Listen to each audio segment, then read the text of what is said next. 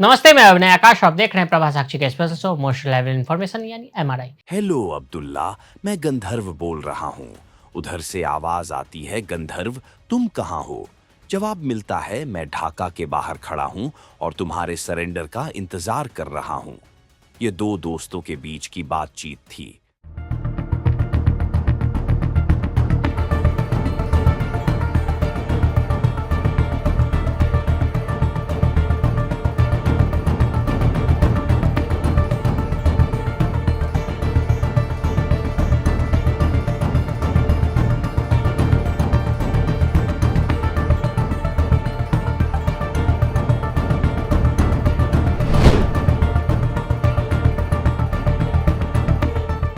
दो कोर्समेट जिन्होंने एक साथ आर्मी ज्वाइन की, एक ढाका में पाकिस्तानी आर्मी के हेडक्वार्टर में था और दूसरा ढाका के बाहर अपनी 3000 सैनिकों की टुकड़ी के साथ मीरपुर ब्रिज पर। यह एक विजय योद्धा और हारे हुए जनरल के बीच की बातचीत थी। ये भारतीय सेना के मेजर जनरल गंधर्व सिंह नागरा और पाकिस्तान आर्मी के lieutenant general Amir Abdullah Khan Niazi के बीच की बातचीत थी। थोड़ी देर बाद मेजर जनरल नागरा जनरल नियाजी के ऑफिस में थे। भारतीय सैन्य अधिकारियों के सामने पाकिस्तानी सेना के लेफ्टिनेंट जनरल नियाजी रो रहे थे। पाकिस्तानी सेना ने घुटने टेक दिए। भारतीय सेना के ईस्टर्न कमांड के commander lieutenant general Jagjit Singh Arora और chief of staff major general JFR Jacob Dhaka पहुंच चुके थे। शाम 4:31 पर पाकिस्तानी आर्मी के लेफ्टिनेंट जनरल नियाजी ने आत्मसमर्पण के कागजों पर दस्तखत किए। भारतीय सेना की ओर से लेफ्टिनेंट जनरल जगजीत सिंह अरोड़ा ने इसे रिसीव किया। ढाका के रेस कोर्स मैदान में इकट्ठी हजारों लोगों की भीड़ नारे लगा रही थी। मुक्ति वाहिनी जिंदाबाद, तोमार आमार ठिकाना, पद्मा मेघना जमुना। यह मुक्ति का घोष था। पाकिस्तानी सेना के अत्याचारों से बांग्ला भाषियों की मुक्ति का तारीख 16 दिसंबर 1971 थी। बांग्लादेश स्वतंत्र देश था। ढाका इस स्वतंत्र देश की स्वतंत्र राजधानी 13 दिन तक चले युद्ध के बाद भारतीय सेना ढाका में थी। पाकिस्तान दो टुकड़ों में बंट चुका था। पूर्वी पाकिस्तान का अस्तित्व खत्म हो चुका था, लेकिन यह केवल 13 दिन की लड़ाई नहीं थी। यह भाषाई भेदभाव और सैन्य अत्याचारों के खिलाफ करीब 2.5 दशक का संघर्ष था। लेकिन बांग्लादेश के बनने से पहले नरसंहार की वो काली रात की कहानी का जिक्र बहुत कम होता है, जिसने पूरी मानवता को शर्मसार कर दिया था। बांग्लादेश में 25 मार्च 1971 को नरसंहार दिवस के रूप में मनाया जाता है।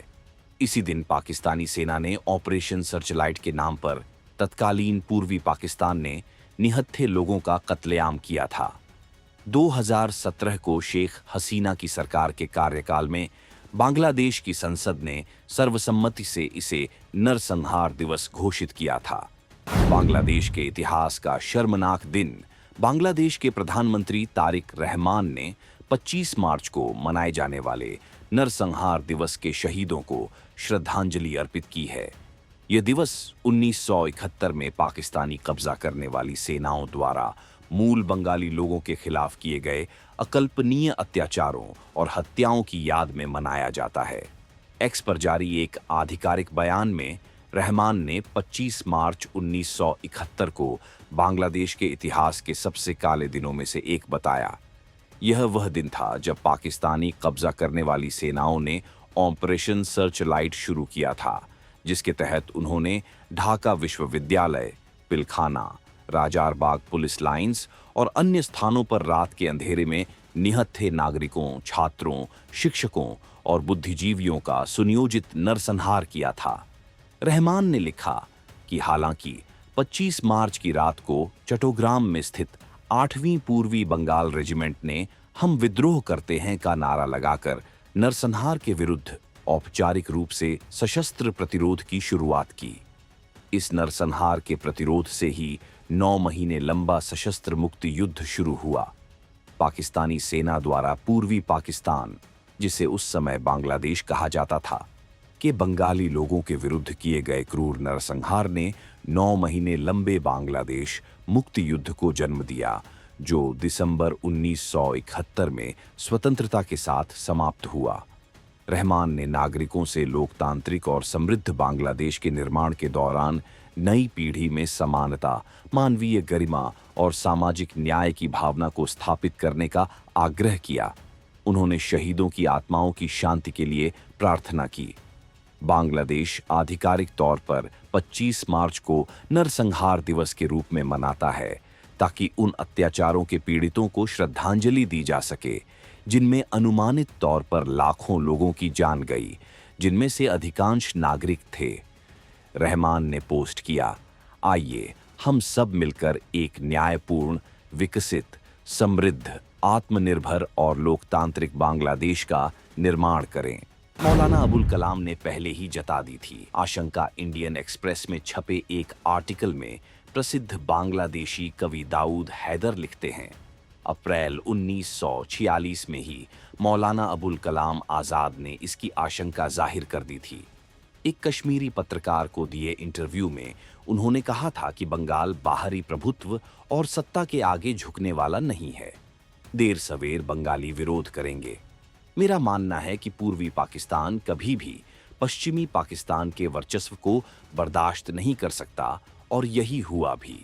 बंगबंधु शेख मुजीबुर रहमान ने पश्चिमी पाकिस्तान के वर्चस्व को चुनौती देनी शुरू की। मार्च 1966 में आवामी लीग ने रैलियां शुरू कर दी। आंदोलन फैलने लगा। मुजीबुर रहमान को गिरफ्तार कर लिया गया। अयूब खान की सरकार ने आंदोलनकारियों पर अगरतला षड्यंत्र का आरोप लगाया। आरोप यह कि वे भारत के साथ मिलकर पूर्वी पाकिस्तान को तोड़ने की साजिश कर रहे हैं। हालांकि बांग्ला भाषी एकजुट होकर मुजीबुर रहमान की रिहाई के लिए अड़ गए। इसी बीच 1970 में आम चुनाव हुए। यह पाकिस्तान का पहला चुनाव था। कुल 300 सीटों में से 160 सीटें आवामी लीग यानी शेख मुजीब रहमान के हिस्से आई। शेख मुजीब के पास पूर्ण बहुमत था, लेकिन सभी सीटें पूर्वी पाकिस्तान की थीं।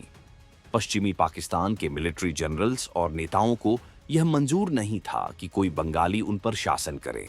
करीब 2 लाख महिलाओं के साथ बलात्कार। पाकिस्तान के तत्कालीन राष्ट्रपति याया खान ने आवामी लीग को सरकार बनाने का न्योता नहीं दिया।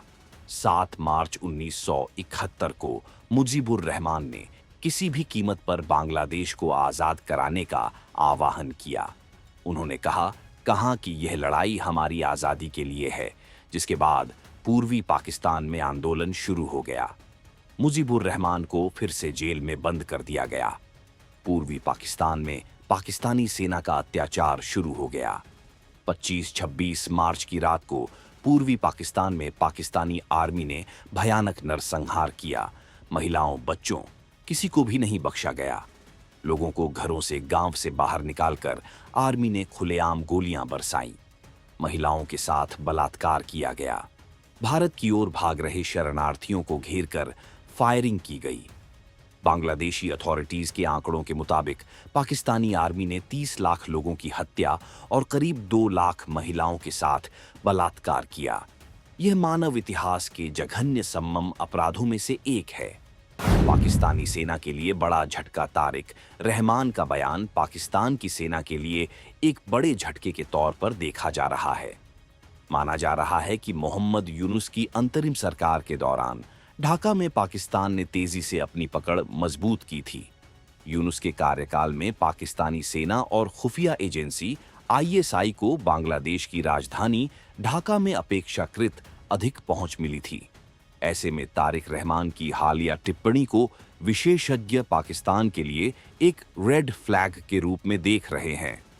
किंग्स कॉलेज लंदन की सीनियर फेलो आयशा सिद्दीका ने भी इस मुद्दे की ओर ध्यान आकर्षित किया है।